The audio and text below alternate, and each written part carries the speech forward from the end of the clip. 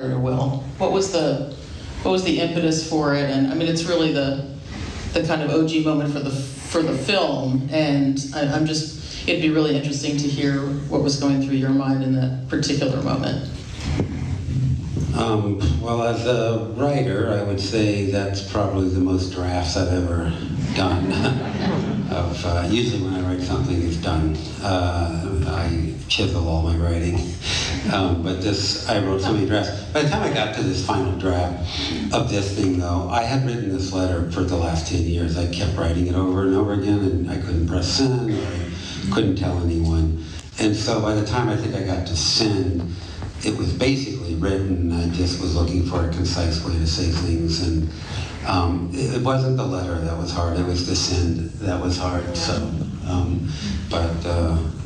you know, the send is the most powerful moment in your life in any transition, and I can say it turned out very well for me. You have to remember, I mean, you see how wickedly funny Harper Steele is, just in her day-to-day. And so you have to, here comes this email, but the heading is, the subject is, here's a weird one.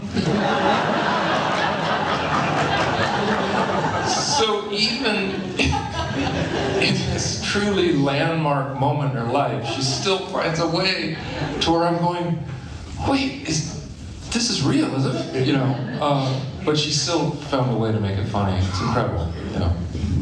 And I'm curious, you know, you set out on this filmmaking experience. It was only 16 days? Yeah, Okay. 16 on the road, 16 17 because we started filming the first day at Harper's house before we headed out. Yeah, 16. And were it not for that, you know, were you thinking to yourself, I'm going to process this information on this 16-day road trip with Harper? Or were you thinking, you know, we're going to talk about this and then we're going to think about doing this movie? Like, it's a pretty intense idea to process this information Well, from a friend on camera in this kind of setting. Well, ignorance is bliss, Yeah. right? But I said no. Right. You know, I mean, I didn't want to. He brought it up, and it took me 3 months to go yes to it. So in that time, I was probably processing its value, you know, because I don't like being on camera. But then I had this Ricky Bobby, I had this Ron Burgundy, and I thought, this I mean, a pretty handsome A-level actor with me. I mean, we can all agree. I had this Ricky Bobby, this Ron Burgundy, who some reason the country loves. And no, but to be able to use this sort of galvanizing force for my selfish reasons, I mean, that was what sort of pushed it over. So by the time we got to actually shooting it, I would say that, yeah, we were in for a penny, in for a pound, right? I mean, it was just like, neither one of us likes being on camera as ourselves. Will has done a lot of work. I hate being on camera. And so, I think we just were like, well, it's gonna happen. Josh sort of told us that after 2 or 3 days we'd forget the cameras were there, which we didn't believe. But if you're a doc maker, I think, if there's doc makers here in the audience, it tends to be true. We knew the cameras were there, but they somehow become irrelevant after a certain point. And the comfort level, we both have known Josh for a while in different ways, and we needed to have that comfort level to have someone who, because we were like, okay, we're truly going to be subjects of this doc, and do your thing, and we'll trust that you'll make it feel as comfortable as you can, and he really did. He really did. And I would say that the first 3 or 4 days we probably couldn't have been that authentic. You know, we didn't know this, obviously. I'm not even sure I thought it was going to be easy to be authentic. When I watch reality TV, for instance, I'm like, well, I hope it doesn't look like that, because that's weird.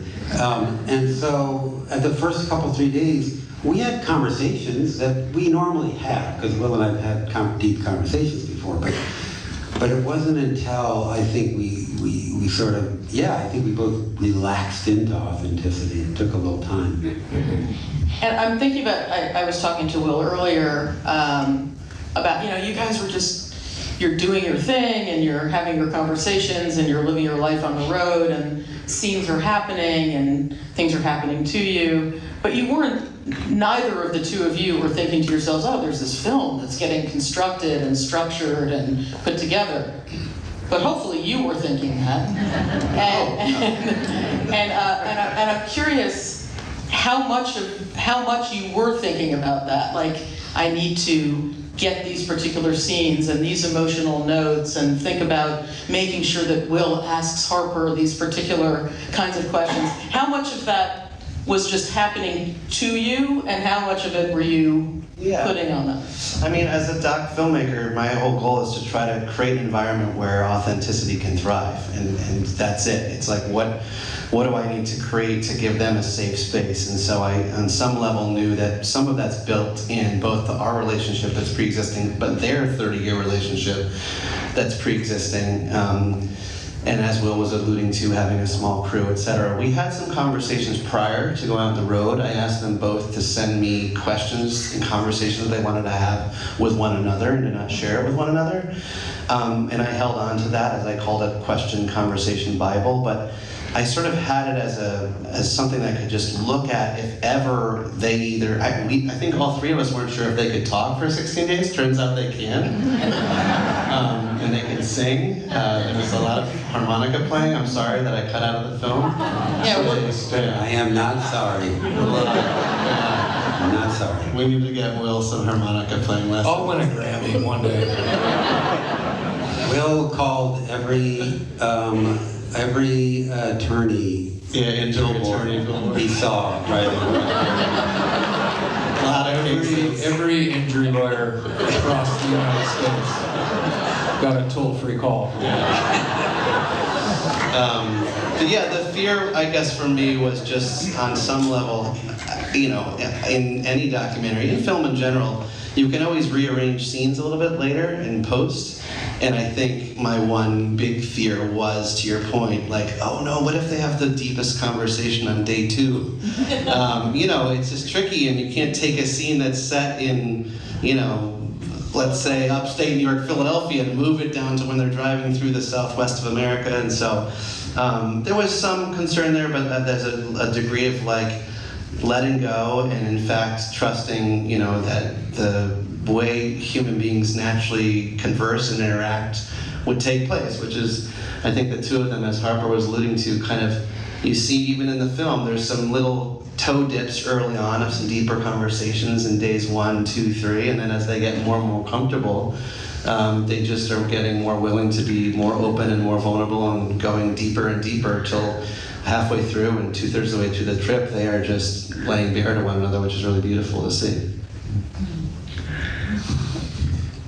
Just to get a little serious for a moment, there's some real safety issues. There's some real fear that I'm sure was deep in the hearts of all three of you about how this was going to go.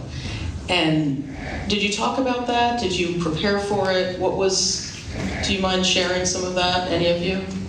Yeah, I mean, we did. We talked about it, and I think first and foremost, I know for Will and myself, the most important thing by far was always going to be Harper's safety, both physical but also emotional.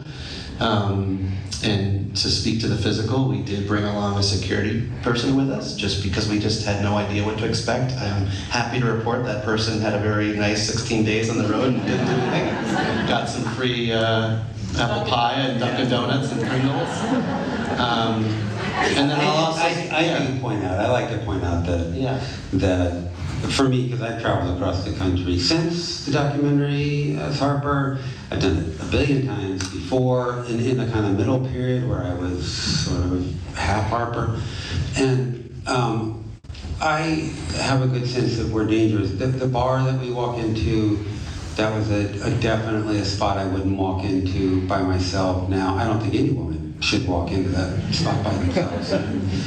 But traveling with the film crew and Will, I knew the environment. It's not, so I always like to point that out. It's not there are trans people out there in this country walking through these worlds without Will Ferrell, believe it or not, and that is an entirely different experience. I have also crossed back and forth without Will Ferrell, and I am much more conscious of where I go and how I move through the world, but I'll say that safety was not a huge concern of mine just for that reason.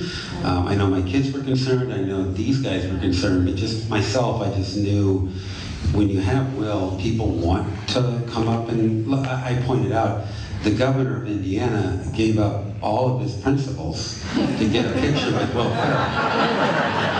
And so that's what's happening out there, you know. People who might want to meet me up, they do want to meet Ricky Bobby. So I don't know. It's a slightly different situation that I always like to point out because we have a lot of people out there, especially coming soon, that are going to start feeling a lot more unsafe in these environments. Not necessarily because the environments are going to radically change. It's because the people knows why the people are becoming emboldened to hurt these people, and so we see that happening. So that's the scary part for trans people. Like people.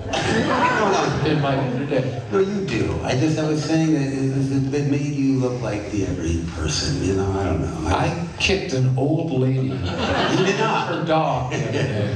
I would imagine you could do something. We saw the film at 2 hours and 10 minutes, which is about 20 minutes longer than you guys just saw it. And we just watched it and we just couldn't believe what Josh made of it, because we really did. We talked for 16 days and goofed around and occasionally cried. And we're like, well, there's nothing there. We didn't know there was a movie there. Yeah. And, but Josh Yeah. pulled a rabbit out of the hat.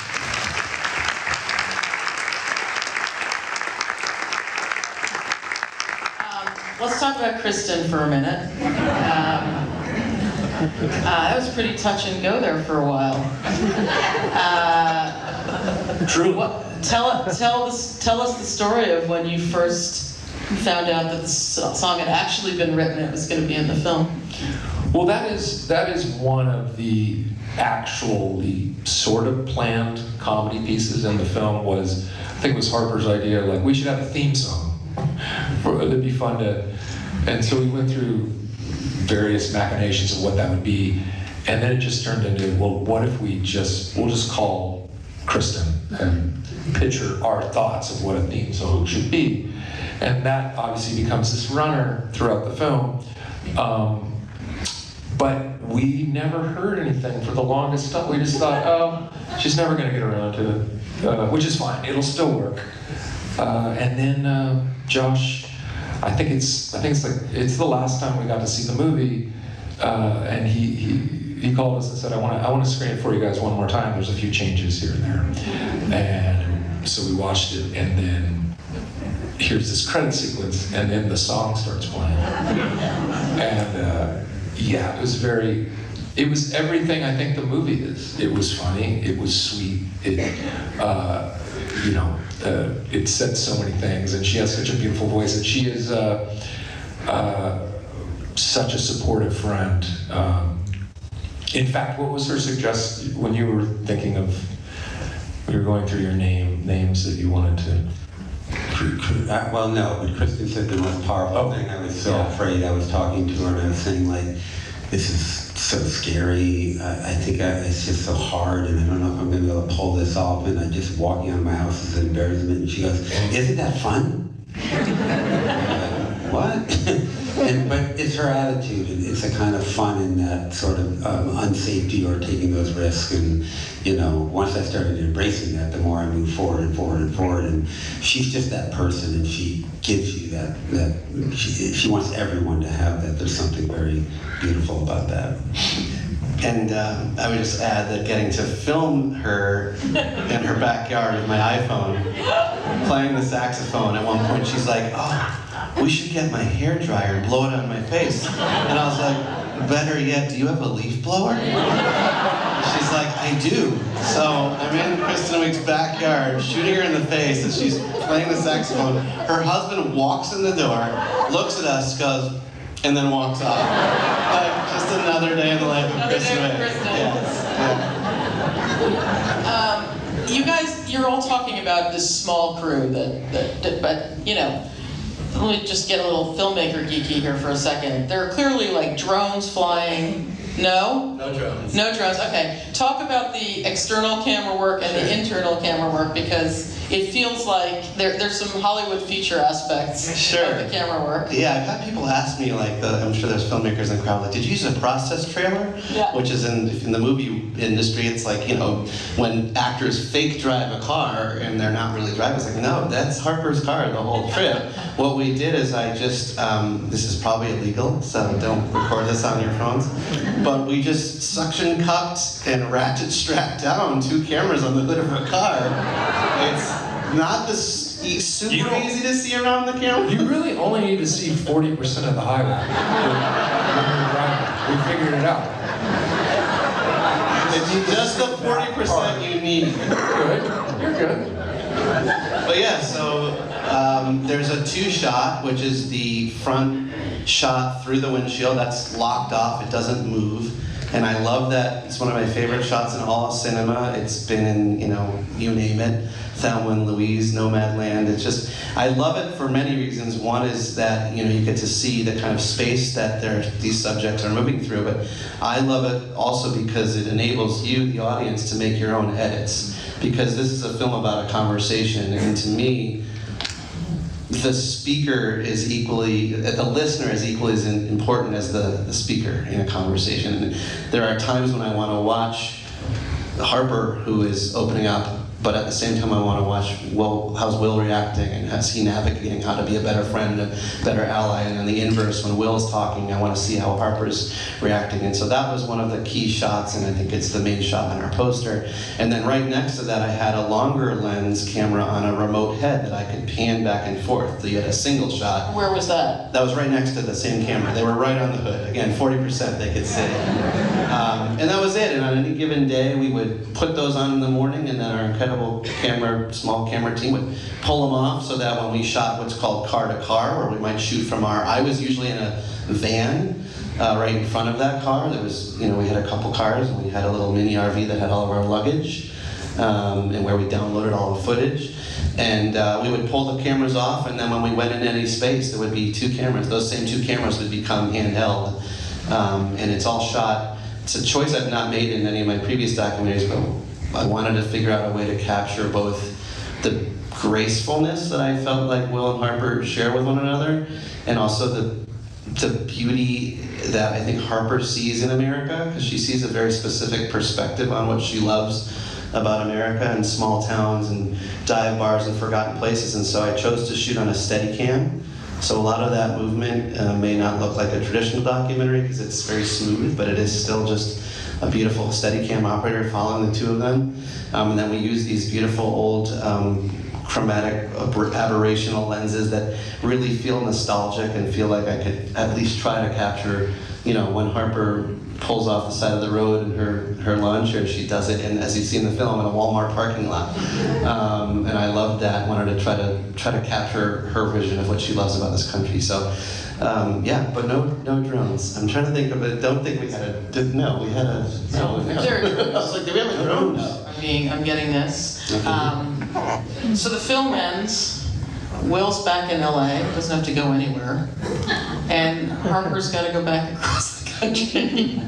How was that for you to drive back alone after the 16 days on the road? I took about 2 months in LA, and then I drove back across. I love it. I definitely, as a trans woman, I don't traverse the country the same way. But again, as a woman, as a trans woman, however you want to say that, there's no way you can traverse the country the same way. You can't go to those kinds of bars at 10 o'clock at night by yourself or 12 o'clock. You can't be out late at night. I slept in every rest stop. I slept everywhere. And that was because I could. There's a privilege there. Now I don't have that. So, but the comfort level that I had coming out of this documentary, having been out at 2 years at that point or something, the comfort level just kept getting stronger and stronger, and it was partially due to this documentary. I think with Will's help, with Josh's help, it made my life a lot easier. So crossing back, and then I came back again, and again, I feel very comfortable out there. I know when things are dangerous, and I have this sad and sinking feeling that, again, people begin to get emboldened, so I'm a little nervous about it now. But my sister lives in Iowa. I'm going to drive there probably sometime in the spring or the summer. So, you know, what are you going to do? It's my country, by the way. Yeah.